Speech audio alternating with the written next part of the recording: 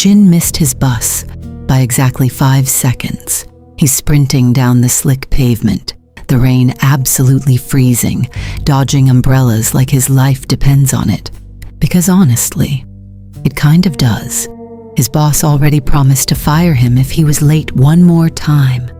He throws his hand against the glass door of the crowded bus 42 just as it slides shut. Please, not today. You can't do this to me today. But the driver doesn't even look at him. The air brakes hiss.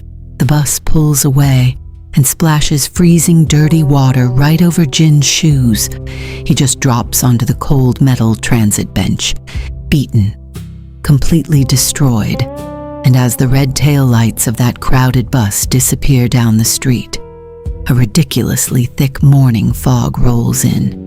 The ambient noise of the city just seems to muffle, fade away. Jin is shivering, staring at his phone. A new text from his boss. Don't bother coming in. He has officially hit rock bottom. But then, 2 dim headlights pierce the fog.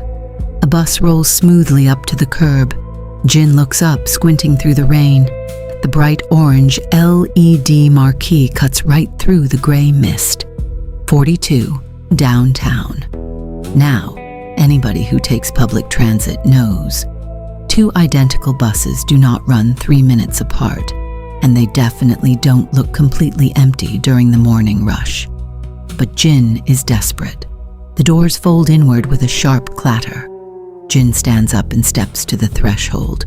The rain is still pouring behind him, but inside the bus, it's bathed in this cold, flickering fluorescent light. There is not a single passenger. The driver is just an older man in a faded uniform, sitting in the shadows, staring straight ahead through the windshield. Jin hesitates.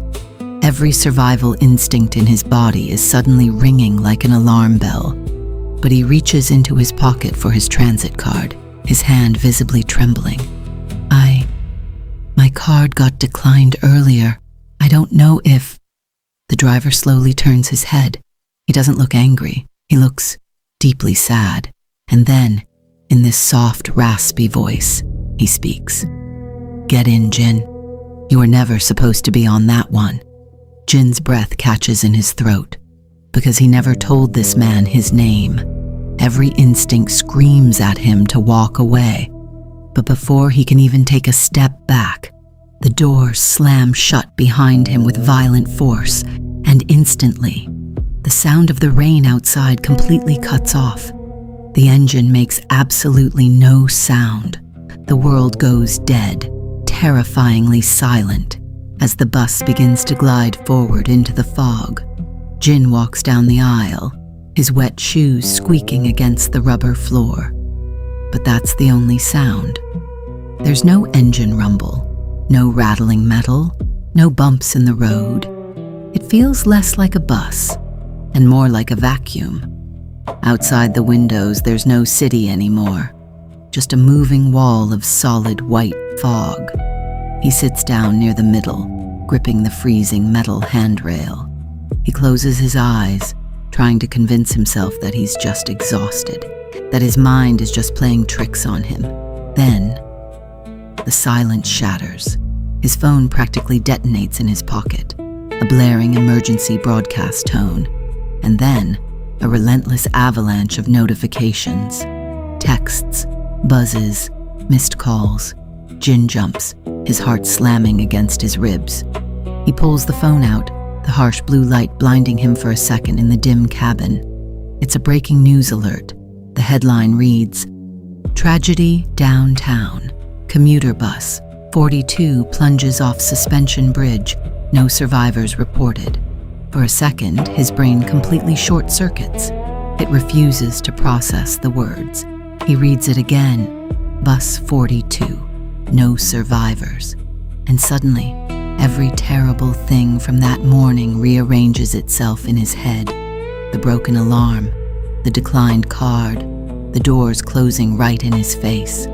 None of it was bad luck. Something was aggressively dragging him away from death. But as the relief washes over him, An even darker thought crawls right up his throat.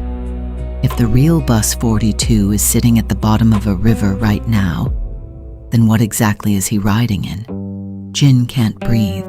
The air in the bus suddenly feels heavy, thick, like he's underwater. If the real bus crashed, what is this? Where is this guy taking him? He stands up. His legs feel like jelly, but he forces himself to walk forward.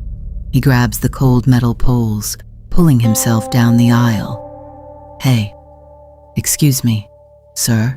Nothing. The driver doesn't move, doesn't even flinch. Jin gets closer. His heart is hammering against his ribs so hard it physically hurts. He steps right up behind the plastic glass of the driver's partition. I said, hey. He looks over the glass, and his stomach just completely drops. There is nobody there. The seat is empty. The driver in the faded uniform, just gone. But the bus is still moving. Jin stares in absolute horror. The large black steering wheel is slowly turning all by itself. Smooth, perfect, like invisible hands are guiding it right through the fog. Jin stumbles backward. He's choking on the air. At this point, he doesn't care about his job. He doesn't care about his bad luck. He just knows he is trapped inside a ghost machine, and he needs to get out, now. Jin is backing away, terrified. He's frantically looking around the ceiling for an emergency exit hatch, but before he can even reach for one, the bus starts to slow down. It isn't a sudden, jerky stop. It is perfectly smooth, gentle. The thick white fog outside the windows finally starts to break apart. The doors hiss open, and just like that, the noise of the real world comes rushing back in. Cars honking, people talking, the sound of rain hitting the concrete. Jin looks out the open doors, and he just completely freezes. Because he isn't out in the middle of nowhere, he is parked exactly in front of his office building. The exact place he was desperately trying to get to all morning. And right then, all the panic just drains out of his body. It is replaced by this heavy, overwhelming realization. Whatever brought him here, whatever this bus is, it didn't want to hurt him. It wanted him safe. He takes a slow, shaky step toward the exit. But right before he walks out into the rain, something catches his eye. Resting right in the middle of that empty driver's seat is an old, cracked plastic ID badge. Jin reaches out. He picks it up, and the second his shoes touch the pavement outside, the doors slam shut. He spins around, but the bus is already moving. It glides silently back into the mist, until there is nothing left but the rain.